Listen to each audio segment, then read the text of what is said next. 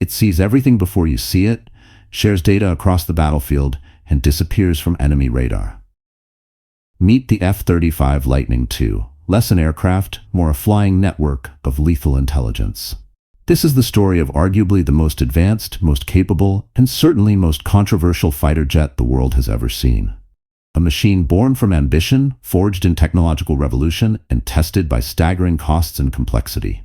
Strap in, because we're diving deep into the Lockheed Martin F-35 Lightning II.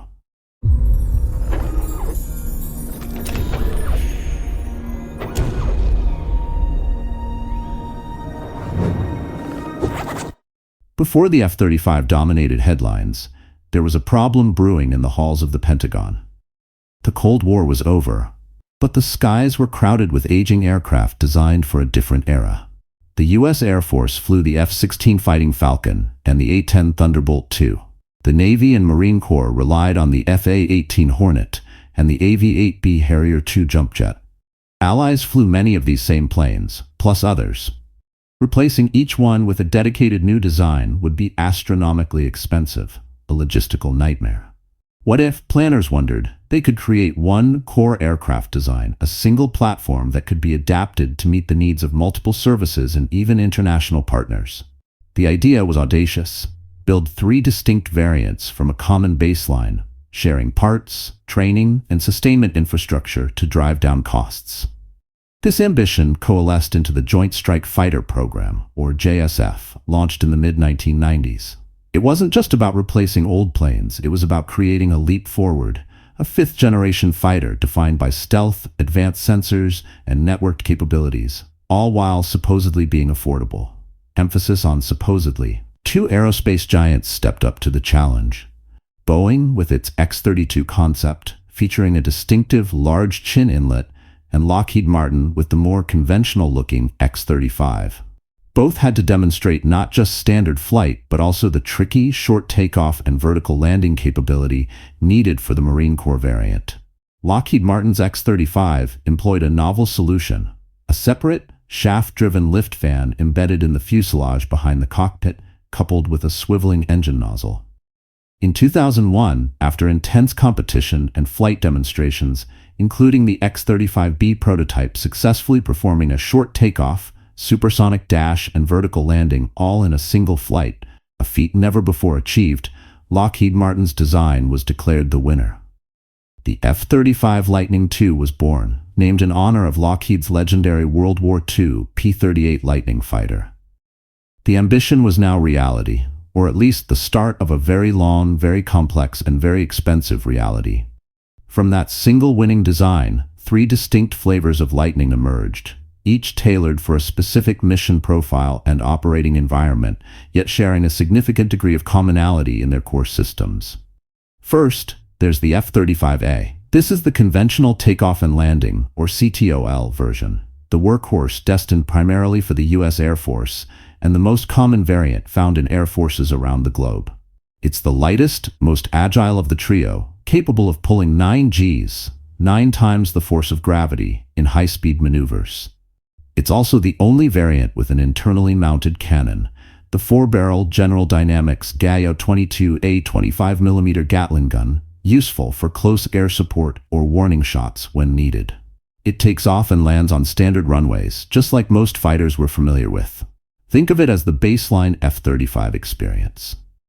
Then comes the F-35B, the short takeoff and vertical landing, or STOL, Marvel. Developed primarily for the U.S. Marine Corps, and also operated by the UK's Royal Navy and Air Force, Italy, and others, this is the jump jet successor.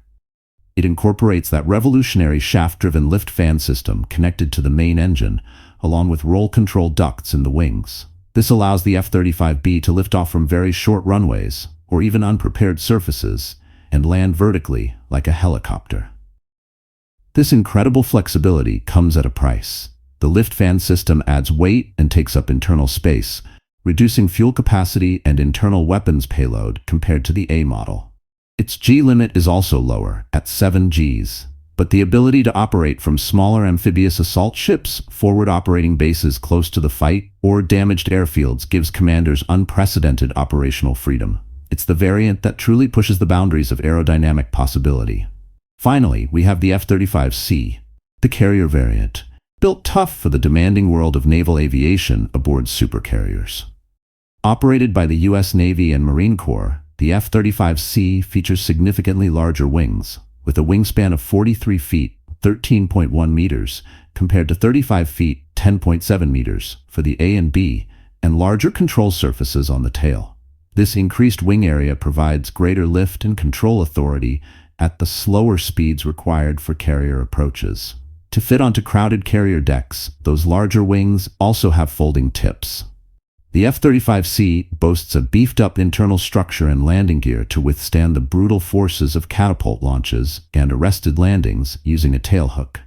It also carries the most internal fuel of the three variants, giving it a greater combat radius, essential for operations over vast ocean expanses, around 600 nautical miles, 1,100 kilometers. Its G limit sits between the A and B at 7.5 Gs. While they look similar and share core avionics, software, and the powerful Pratt & Whitney F-135 engine, these three variants are distinct machines.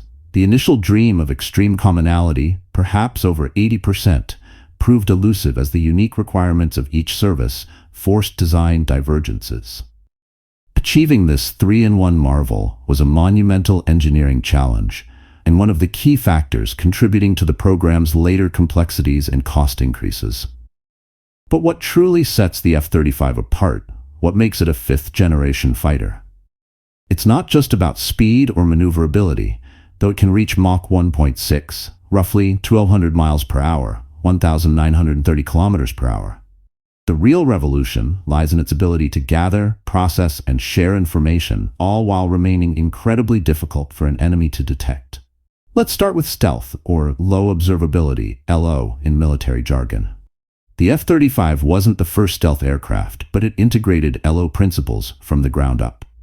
Its shape features carefully aligned edges, angled surfaces, and saw-toothed panel lines designed to deflect radar waves away from the transmitter, rather than bouncing them back. Special radar-absorbent materials, or RAM, are embedded in its skin, absorbing radar energy like a sponge. Critical components like the engine face are masked, and weapons and fuel are carried internally within two large weapons bays to maintain its slippery aerodynamic profile and minimal radar cross-section. Even its heat signature is managed to reduce vulnerability to infrared sensors. Stealth doesn't make the F-35 invisible, but it dramatically shrinks the range at which adversaries can detect and track it, giving F-35 pilots the crucial advantage of seeing first and shooting first.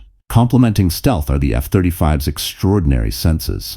The centerpiece is the Northrop Grumman AN/APG-81 Active Electronically Scanned Array, or ESA, radar.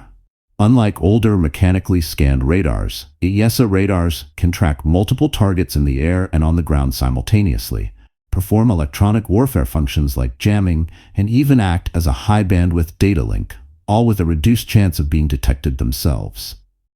Then there's the Lockheed Martin AN/AAQ-37 Distributed Aperture System, or DAS.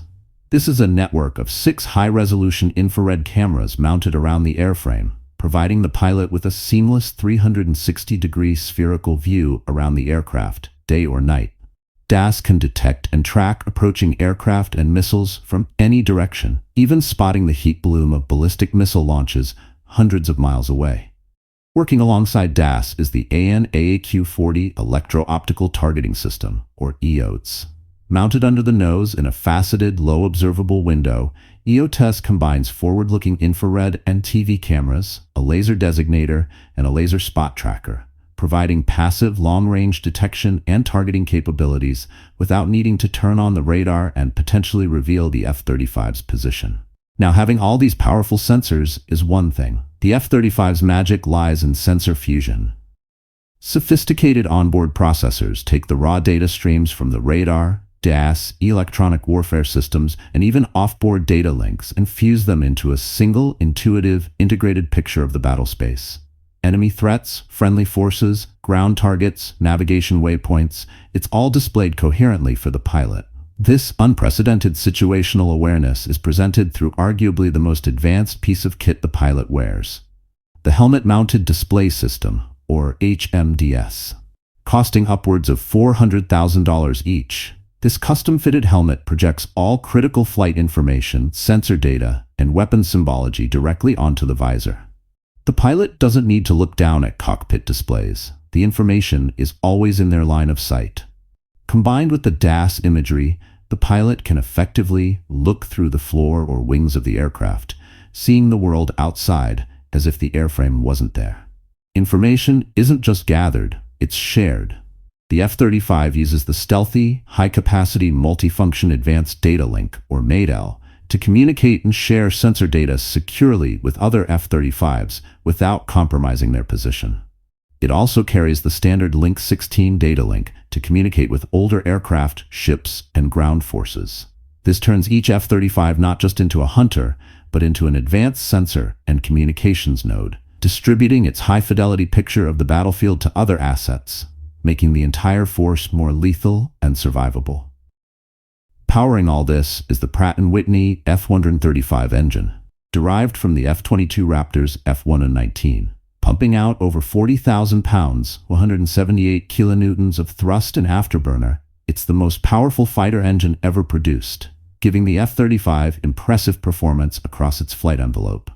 So, it's stealthy and smart, but what can it carry into a fight? The F-35 is a true multirole aircraft designed to handle a wide spectrum of missions. To maintain maximum stealth, its primary armament is carried internally in those two weapons bays.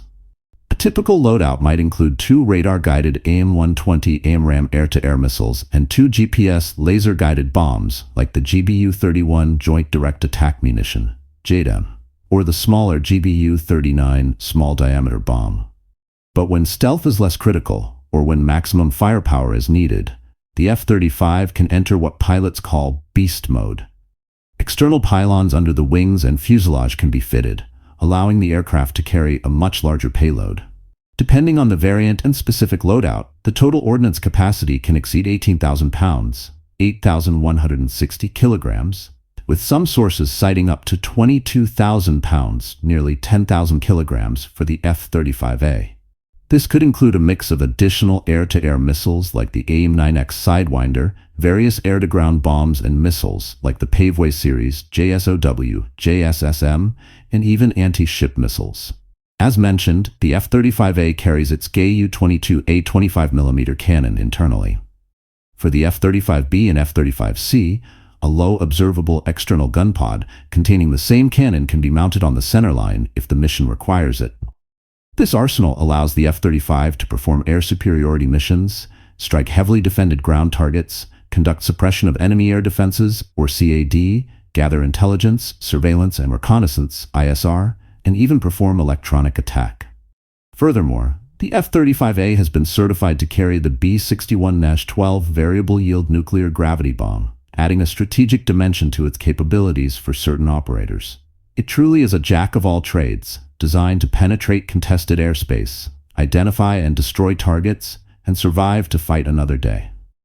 Now, we can't talk about the F-35 without addressing the elephant in the room: the cost.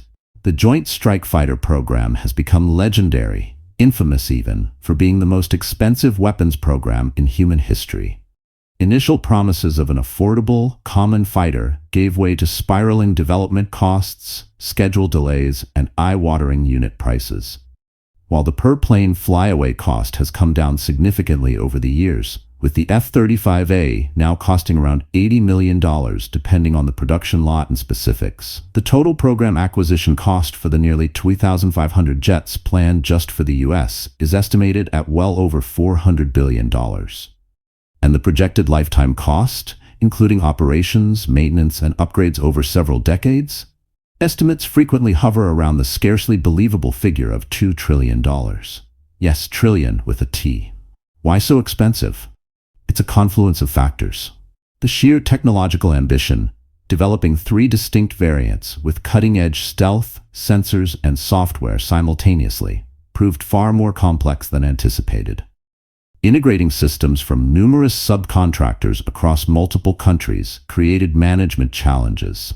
Software development involving tens of millions of lines of code hit repeated snags. The complex stealth coatings require specialized maintenance facilities and procedures. The sophisticated Autonomic Logistics Information System, or ALIS, later replaced by the Operational Data Integrated Network, or ODIN, meant to streamline maintenance and logistics, proved buggy and difficult to use. Beyond the cost, the program faced numerous technical hurdles. Engine reliability issues occasionally grounded the fleet. Problems were found with the ejection seat, potentially endangering lighter pilots. Mission-capable rates. The percentage of aircraft ready to perform assigned missions at any given time have often struggled to meet targets, though they have improved. The ongoing Block 4 modernization effort, intended to significantly upgrade the F-35's computing core, known as Tech Refresh 3 or TR3, sensors and weapons capabilities, has itself faced significant delays and cost overruns, with deliveries of TR3-equipped jets being paused for a period due to integration issues. Historians note that while some early cost projections were perhaps overly optimistic, the sheer scale and novelty of the JSF undertaking inevitably led to unforeseen challenges and expenses. It became a lightning rod for criticism, with detractors questioning whether the advanced capabilities truly justified the immense financial burden and developmental headaches. Despite the controversies, the F-35 has steadily transitioned from a developmental program to a frontline operational asset deployed around the world. The United States is the largest operator, with the Air Force, Navy, and Marine Corps all flying their respective variants. But the F-35 was designed from the outset with international cooperation in mind. 8 initial partner nations, the United Kingdom, Italy, the Netherlands, Australia, Canada, Denmark, Norway, and Turkey, though Turkey was later removed from the program, contributed funding and industrial participation. Beyond the partners, numerous other countries have procured the F-35 through Foreign Military Sales (FMS). Israel was the first international operator to use the F-35, designated F-35 Adir in combat. Japan is assembling its own F-35As and plans to operate F-35Bs from its helicopter carriers. South Korea, Belgium, Poland, Singapore, Switzerland, Germany, Finland, and others have also selected the Lightning II, making it the dominant 5th-generation fighter on the international market. By early 2024, over 990 F-35s had been delivered globally. The aircraft has seen action. The U.S. Marine Corps deployed F-35Bs from amphibious assault ships for strikes in the Middle East. The U.S. Air Force used F-35As in combat operations in the same region. Israeli F-35Is have reportedly flown numerous operational missions, penetrating hostile airspace undetected. F-35s from the U.S. and allied nations regularly participate in exercises across Europe and the Pacific, bolstering NATO deterrence and providing a visible presence in contested regions. The UK and Italy operate F-35Bs from their aircraft carriers, and the U.S. Navy is integrating the F-35C into its carrier air wings alongside F/A-18 Super Hornets. This growing global user base creates significant interoperability advantages, allowing allied forces flying the same platform to seamlessly share data and tactics. The F-35 is no longer just a blueprint or a prototype. It's a maturing weapon system, shaping global air power dynamics. The F-35 story is far from over. The aircraft is designed for a long service life, expected to remain operational well into the 2070s. To stay ahead of evolving threats, a continuous upgrade path is planned. The major current effort is the aforementioned Block 4 modernization. This involves rolling out the Technology Refresh 3 (TR3) hardware, essentially new core processors and memory units providing significantly more computing power. This enhanced processing capability is crucial for enabling the software upgrades that form the bulk of Block 4. These upgrades promise enhanced sensor performance for the ESA radar and EOTS, improved electronic warfare capabilities, the integration of new weapons like the Small Diameter Bomb 2, SDB-2, the Stand-in Attack Weapon, SAW, and potentially hypersonic missiles in the future. Block 4 also aims to improve data fusion and network connectivity. However, as noted, Tier 3 and Block 4 implementation has proven challenging, hitting delays that have slowed down aircraft deliveries and frustrated operators. Looking further ahead, Lockheed Martin has spoken about potentially supercharging the F-35, incorporating technologies developed for future programs like the Next Generation Air Dominance (NGAD) fighter. This could involve further enhancements to stealth, new long-range sensors, and potentially even closer integration with uncrewed collaborative combat aircraft, CCA, or drones, acting as loyal wingmen. The F-35's open architecture design is intended to facilitate such future upgrades, ensuring it remains relevant for decades to come. It's destined to serve as the backbone of many air forces, operating alongside legacy fourth-generation fighters and paving the way for sixth-generation capabilities. So, what is the final verdict on the F-35 Lightning II? It remains a complex picture. Technologically, it represents a quantum leap in capability. A stealthy, sensor-rich network machine that fundamentally changes how air power can be employed. Pilots who fly it often rave about its situational awareness and ability to dominate the airspace. For nations seeking a high-end multi-role capability to counter advanced threats, it has become the benchmark. Yet its journey has been undeniably fraught. The staggering cost continues to raise questions about affordability and value for money. The developmental struggles, technical glitches, and sustainment challenges have been persistent. Was the initial concept of a single, common, affordable platform for everyone simply too ambitious? Perhaps. Historians might debate whether the capabilities justify the cost for generations. But the reality today is that the F-35 is here. It's operational in growing numbers across the globe, and it's defining the cutting edge of tactical aviation. It is a testament to incredible engineering ambition, a symbol of international cooperation, and a cautionary tale about the complexities and costs of developing 21st-century weapon systems. The lightning has struck, and the skies will never be the same. What aspect of the F-35 impresses or concerns you the most? Was the $2 trillion price tag ultimately justified by the leap in technology, or will it be remembered as a program that flew too close to the sun financially? We'd love to hear your thoughts and analysis down in the comments section.